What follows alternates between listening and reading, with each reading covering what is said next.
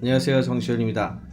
오늘은 과학책방 갈다에 나와 있습니다. 그래서 여기서 과연 강의 녹화가 가능할지 음악도 들리고, 그다음에 이 뒤에 책장도 있고, 뭐 주로 슬라이드 화면에 들어가는 거라서 뭐 그렇게 크게 보이진 않겠지만, 여기서 한번 시도를 해보도록 하겠습니다. 괜찮으면 나중에 가끔씩 이렇게 갈다나 다른 곳에서도 이렇게 강의를 해볼 수 있도록 노력해 볼까 합니다. 인터프리터빌리티, 이제 인공지능 인터프리터빌리티 강의 9번째 시간이고요. 지난 시간까지 리니어 리그레션, 선형 회계와 관련된 걸 공부하고 있는데, 오늘은 로지스틱 리그레션에 대한 얘기를 할 거고요. 먼저 들어가기 전에 우리 교재가 이제 이런 책이 있어요. 크리스토퍼 몰라가 쓴 인터프리터블 머신러닝이 있는데, 이 책에 있는 내용을 많이 커버하고 있습니다. 물론 이게 다는 아니고 제가 많이 변경도 시키고 딴 데서 가져와서 쓰기도 하고 뭐 그렇습니다. 그렇지만 주 교재는 이거니까 여기 나오는 예제 같은 것들은 주로 여기서 많이 이제 참고를 하고 있습니다. 오늘은 이제 리니어 리그레션의 그 로지스틱 리그레션이 나오게 된 배경과 관련된 이야기, 그리고 아주 간단한 그 로지스틱 리그레션에 대한 이야기를 드릴 건데요. 리니어 리그레션은 원래 이렇게 연속된 변수가 있을 때, 연속된 그 수치가 있을 때 그거를 피팅하는 그런 알고리즘이죠. 그런데 우리가 하려고 하는 일의 상당수는 이거를 A와 B를 구분해라, 이렇게 이제 분류하는 그런 태스크입니다. 그래서 이런 거는 과연 리니어 리그레션을 할 수 없느냐, 이제 이런 부분들이 이제 키 퀘스천이 되겠는데요. 결론부터 말씀을 드리면, 리니어 리그레션을 이용해서 분류를 하는 클래시피케이션도 가능합니다.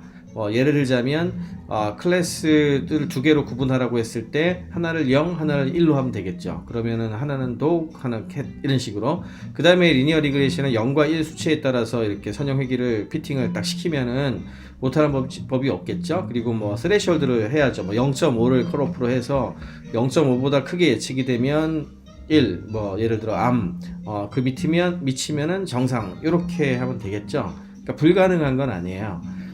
그런데 문제가 뭐냐면은 이게 이제 사례인데, 이거는 튜머 사이즈, 종양의 크기하고 그다음에 악성 종양이냐 아니면 그 양성 종양이냐를 나누는 건데요. 지금 이 케이스 같은 경우에 보면은 이게 이제 0, 여기가 1이고 컷오프를 0.5로 하려고 하는 건데, 이 케이스를 이제 리니어 리그레션을 통해서 선형 회귀로 피팅을 하면 이런 곡선이 나옵니다. 그러면은 이 경우에는 0.5로 커팅을 해도 뭐 그럭저럭 괜찮을 것 같죠. 그러니까 충분히 이거보다 사이즈가 비교적 큰 거에 대해서는 이 위쪽으로 보고, 이제 말리그넌트 악성으로 보고, 작은 거는 이쪽에 많이 몰려 있잖아요. 그러니까 뭐 양성으로 보고, 이건 괜찮을 것 같은데, 문제는 이제 오른쪽입니다. 오른쪽 같은 경우에는 뭐 이제 암 케이스가 좀 더 많이 들어갔어요. 이렇게. 그랬더니 이거 피팅을 시켰더니 여기가 인터셉트가 거의 여기가 되고요. 요렇게 선이 나왔어요. 이 경우에 예를 들어서 뭐 15다 그러면은 15면은 0.5를 넘었으니까 암이다, 뭐 그렇게 얘기해 줄 수 있겠죠. 우리가 그렇게 예측을 한다 그래도. 근데 문제는 거의 0일 때도 0.5로 지금 여기 넘잖아요. 그러니까 이 말은, 야, 이렇게 되면은 결국에는 거의 모든 걸 다 암으로 악성 종양으로 판정한다는 거죠. 그 말은 이 모델은 쓰잘데기 없다, 쓸 수 없다, 이렇게 되죠. 이처럼 그 데이터의 분포하고 내용에 따라서 전혀 쓸 수 없는 모델이 나오기도 합니다. 그래서 리니어 리그레션으로 할 수는 있는데, 리니어 리그레션보다 뭔가 다른 방식으로 분류 태스크에는 적용을 해야 된다는 어떤 그런 내용이 있는 거죠. 그래서 등장한 게 로지스틱 리그레션입니다. 로지스틱 리그레션은 선형 회귀적 특징을 집어넣어서 웨이트를 학습을 시키는데요. 로지스틱이라고 하는 함수를 써요. 로지스틱 함수는 0하고 1 사이로 피팅이 되거든요. 이렇게 생겼습니다. 보시면은 1 플러스 이게 익스포넨셜이죠. 익스포넨셜 마이너스 여기 수치 들어간 거 분의 1, 이렇게 돼 있어요. 이 형태가, 이 수치는 이게 모양이 이렇게 더 급할 수도 있고 더 약간 완화될 수도 있는데, 확실한 건 0에서 1 사이로 해서 0에서 0.5가 나오고요. 이거 0을 넣으면 이게 1이잖아요. 2분의 1이니까 0.5가 나오고, 이 작아지면 작아질수록 0의 수렴하고 크면 클수록 1의 수렴해서 0에서 1 사이에 모두 피팅이 됩니다. 그러니까 이게 다른 말로 하자면은 선형 그 식에서 나온 값의 전체, 출력 전체를 0하고 1 사이에 피팅을 시켜버리는 거죠. 이게 이제 일종의 그 로지스틱 펑션이라고 불러요. 여기에다가 리그레션을 넣으면 그게 로지스틱 리그레션이죠. 수식으로 보면은 리니어 리그레션 선형 회귀 모델이 이렇게 생겼습니다. y는 이게 베타 제로 더하기 x1, x2 해가지고 요 베타 값을 이게 인터셉트고요. 베타 값을 이제 학습을 시켜가지고 이게 웨이트를 맞추는 거죠. 이게 변수 숫자고요. 이게 x가 뭐 어떤 거는 두 개로 분류할 수 있는 거고 어떤 거는 뭐 숫자일 수도 있고 뭐 이렇게 되겠죠. 네. 그 다음에 이거를 어떻게 변형을 시키는 거냐 하면은 이렇게 변형이 돼요. 그래서 이건 확률로 변합니다. 확률 수치 0에서 1 사이니까 확률로 변형이 되고, 그 다음에 수식으로는 아까 전에 형태 똑같죠? 1 플러스 익스포넨셜인데 마이너스 붙이고 뒤에 여기에 이제 선형 모델, 리니어 모델을 쓱 집어넣어요. 이것분의 1로 하게 되면은 결국엔 이 형태는 0에서 1 사이 로지스틱 형태로 분류가 돼버리기 때문에 모두 0에서 1 사이에 피팅이 되게 됩니다. 그래서 여기에서 이제 베타 값들을 여기 베타 제로부터 베타 p까지의 값들을 학습을 시켜가지고 추정을 해내는 건데, 이것도 뭐 강의를 할 수 있겠지만 이런 거는 찾으면 많이 나와요. 우리는 이 의미를 아는 거가 더 중요하니까 뭐 그렇게 하면 된다. 뭐 이 정도만 하겠습니다. 이거 아까 전에 보여드린 그 암 케이스인데 이 경우에 이렇게 피팅이 되거든요. 그러면은 보시는 것처럼 이거나 둘 다 의미가 있는 모델이에요. 비록 이쪽에 조금 더 암이 많이 나와서 약간 왼쪽으로 시프팅 되긴 했지만, 예를 들어 가지고 뭐 10 한 2 정도가 되면 거의 암, 그 다음에 5에서 10 사이에 한 6 정도가 되면은 그래도 비나인, 양성일 가능성이 더 높아. 뭐 그 다음에 여기도 한 5 정도 되면은 뭐 5 정도 되면 조금 이게 암 케이스가 많았기 때문에 암일 가능성이 높아지지만 4나 이렇게 되면 이미 양성으로도 판정 나죠. 이러면 이제 예측 모델이 된다고 할 수 있겠죠. 그래서 클래시피케이션 할 때, 분류할 때 로지스틱 펑션을 쓰게 되면 이렇게 분류가 가능한 모델로 변하게 됩니다. 그러면 이런 로지스틱 리그레이션의 인터프리터빌리티는 어떻게 하느냐?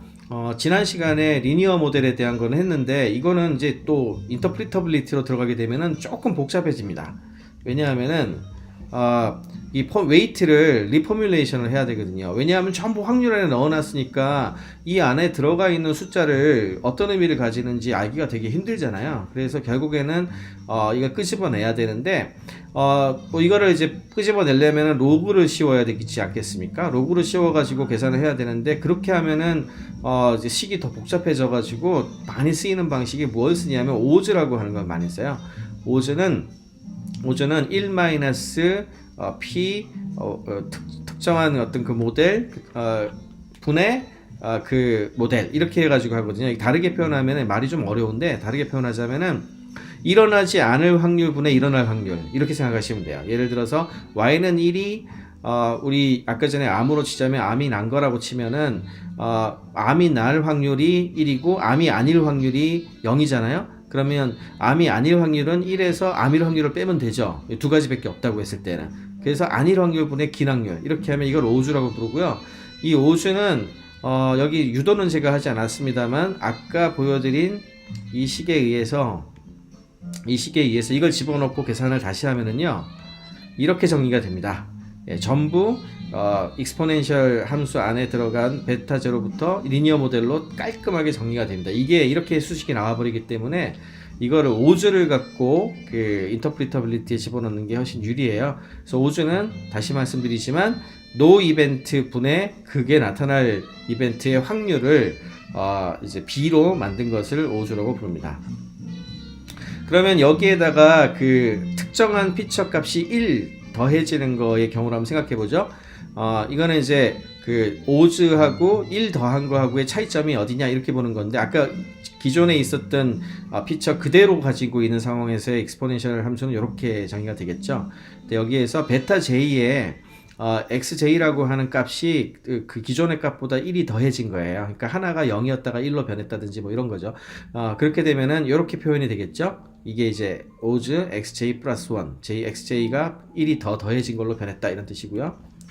이게 이제 요거하고 요거가 차이가 있죠. 나머지는 똑같죠. 근데 이제 이게 그 익스포넨셜 함수의 특징이 이거분의 이거는 요거 빼면 되는 거잖아요. 그래서 익스포넨셜 베타 j의 xj 플러스 1 빼기 베타 j, xj 이렇게 됩니다. 그럼 요거 계산하면은 당연하게도 요게 빠져 또 나가니까 요 하나만 남게 돼서 베타 j에 1을 곱하게 되니까 익스포넨셜 베타 j로 이렇게 계산이 되죠. 그래서 1이 더해지면 익스포넨셜 그 지수로 베타 j만큼 더 뛰는 거죠. 그러니까 이게 펑펑 뛰겠죠. 이런 걸 우리가 피처 웨이트, 이걸 이제 베타 j 이걸 피처 웨이트라고 부르는데, 특정한 그 피처의 웨이트 수치니까 피처 웨이트라고 부르는데, 그 피처 웨이트의 익스포넨셜 값이 그 늘어나게 된다, 이렇게 얘기를 할 수가 있습니다. 이 말은 결국에는 오즈 레이쇼가 팩터 오브 익스포넨셜 베타 j, 이 베타 j의 변화에 대한 그 지수 함수 수준으로 이게 변화가 나타날 수 있다는 뜻이고요. 결국에는 이게 이제 우리가 알 수 있는 체인지로 바꾸려면 로그를 씌워야 돼요. 그래서 이걸 로그 오즈 레이쇼라고 부르게 되고, 로그를 씌워야 비로소 우리가 웨이트의 변화하고 비슷해진다, 이런 뜻이 됩니다. 근데 이게 사실 인터프리터빌리티 측면에서는 안 좋아요. 아까 그 모델 측면에서는 로지스틱 리그레션이 더 좋은데, 사람들이 결국 이걸 보고 이해를 해야 되는데, 결국에는 로그하고 그 지수 함수를 머릿속에 염두에 두고 해석해야 된다는 얘기가 돼서 이게 이제 인터프리터빌리티 측면에서는 그렇게 좋다고 말씀드릴 수가 없습니다. 그 이외에도 이제 인터프리터빌리티를 이제 집어넣어서 로지스틱 리그레션을 해결을 하려면은 피처 타입에 따라서도 좀 다르게 접근을 해야 되는데요. 크게 로지스틱 리그레션을 적용하는 데이터의 피처 타입이 유형이 한 4가지 정도로 정리가 돼요. 하나는 뉴메리컬하게 1, 2, 3, 4. 이 좀 그 연속 변수가 아니고, 이건 1형, 저건 2형, 저건 3형, 저건 4형, 뭐 이렇게 1, 2, 3, 4 숫자는 있는데 바로 건너뛰는 방식으로 돼 있는 경우, 이 경우에 이제 1이 늘어나게 됐을 때 역시 익스포넨셜 베타 j의 1 값이 더해진 만큼 오즈가 늘어나겠죠. 바이너리가 있습니다. 아까 전에 암하고 아닌 거하고 0, 1 두 개로 분류하는 건데, 이것도 하나 늘어날 때 익스포넨셜 베타에 해당하는 만큼 오즈가 변할 거고요. 카테고리는 하나 이상인 거예요. 뭐 이거다 저거다 해가지고 3개다 그러면 3개를 각각마다 이렇게 계산을 하는 건데, 이 경우에는 원하드 인코딩이라는 걸 씁니다. 원하드 인코딩에 대해서는 나중에 따로 한번 다룰 기회가 있을 거예요. 그래서 그 각각의 카테고리별로 각각의 컬럼 값이 있어서 0과 1 바이너리로 전부 계산을 하는 거예요. 바이너리가 여러 개인 거죠. 그러니까 바이너리가 여러 개 있는 거고, 이걸 비교하기 위해서 레퍼런스를 잡고 합니다. 그리고 또 한 가지는 이들 값들이 몽땅 0이거나 의미가 없어질 수가 있죠. 뉴메리컬 피처가 모두 0이라든지, 아니면 카테고리는 전부 레퍼런스랑 똑같다든지, 이런 경우에는 전부 0으로 떨어져 버리고 초기 값엔 베타 제로, 그 인터셉트만 남잖아요. 그래서 인터셉트 값만 오즈로 계산을 해낼 수가 있습니다. 여기까지 오늘 로지스틱 리그레이션 알아보고요. 다음 시간에도 로지스틱 리그레이션의 사례에 관련된, 이걸 인터프리터빌리티의 사례 좀 알아보고 그 다음에 이제 로지스틱 리그레이션에 대한 내용을 정리하도록 하겠습니다.